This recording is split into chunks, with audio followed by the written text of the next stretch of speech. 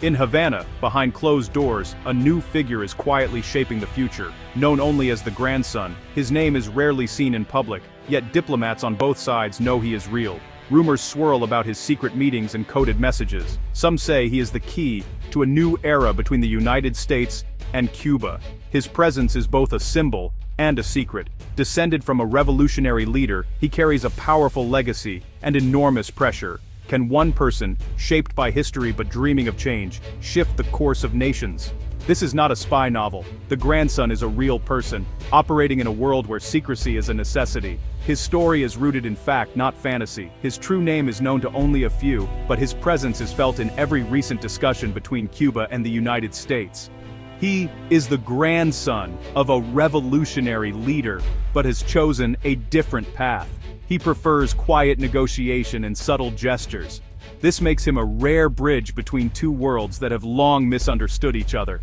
He is trusted by powerful figures in both countries. Sometimes, history is shaped by those who work in the shadows, carrying both the burdens and opportunities of their family name.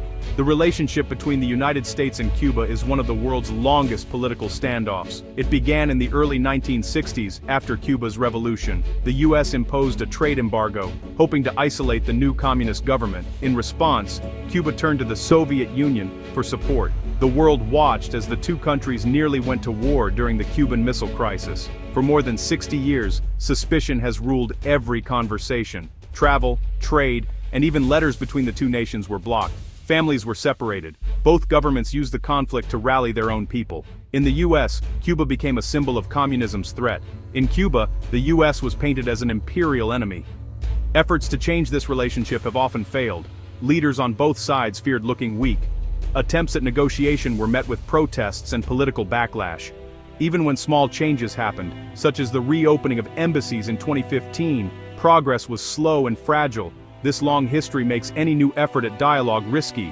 Old wounds run deep, yet as time passes, the world changes. New generations are less tied to the battles of the past. This is where the grandson enters the story, carrying both the scars and the hopes of his country. Recently, subtle but important changes have begun to appear in US-Cuba relations. The world is different now. Global crises and shifting alliances have forced both countries to reconsider old enemies. Younger Cubans, many of whom have never known anything but hardship, are demanding new opportunities. In the US, a new generation of Cuban Americans is asking for fresh ideas and open dialogue. The grandson's arrival on the diplomatic stage is part of this shift. He is not alone. There are others like him, young and determined, who want to break the deadlock. But his family name gives him special power. He can open doors that remain closed to outsiders. He can speak to the old guard in Havana and the new thinkers in Washington. His approach is different from the past. He listens more than he talks. He asks questions rather than making demands. This style is winning him quiet allies on both sides. Some see him as the best hope for a breakthrough in decades. Still, the path is uncertain. Every step forward risks backlash from those who fear change.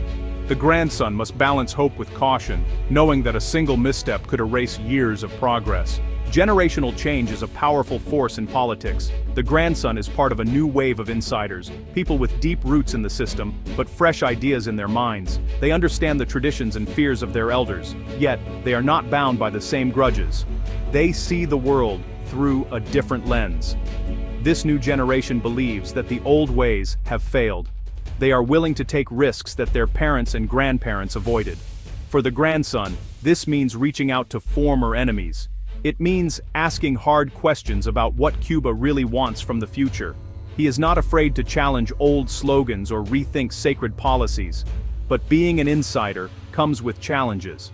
The older generation may see him as naive or even dangerous. They worry that he will give away too much. At the same time, outsiders may not trust him, fearing he is too close to the old regime. The grandson must prove that he can be both loyal and bold. This tension between old blood and new ideas is at the heart of the current moment. Can insiders like the grandson really change the system from within?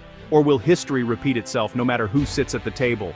Much of the grandson's work happens through Track 2 diplomacy. This means unofficial secret talks between people who are not formal government negotiators. Track 2 diplomacy became famous during the Cold War. Back then, American and Soviet scientists, scholars, and former officials met quietly to build trust and share ideas. Their work often paved the way for official agreements. Secret talks offer many benefits. Without public pressure, negotiators can be honest about their fears and hopes. They can test new ideas without risking their careers. Trust can grow in private, away from the cameras. For the grandson, this privacy is essential. He can speak freely, knowing that every word will not be twisted by the media. But there are dangers too. Secret talks can lead to confusion or mistrust if people feel left out. Without transparency, rumors can spread. Some may accuse the negotiators of making deals behind the people's backs. And, if the talks fail, both sides may be worse off than before. Despite these risks, Track 2 diplomacy remains a vital tool. It allows new voices to be heard, especially those who are willing to challenge old assumptions.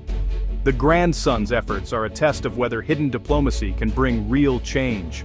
The story of Cuba and the United States is not finished. It is being written now, in secret rooms and whispered phone calls. The grandson stands at the center of this uncertain moment. He carries the hopes of a new generation, but also the weight of his family's history. Every decision he makes is watched by those who fear change and those who demand it. Generational change is never easy. It brings new strategies, new risks, and new dreams. The grandson's journey is a reminder that history moves slowly, but it does move. Sometimes, a single person, armed with both memory and imagination, can open doors that seemed forever closed. Will the grandson succeed where others have failed, or will old suspicions and rivalries prove too strong? Only time will tell. For now, his story is a symbol of what is possible when the past meets the future in the hands of the young.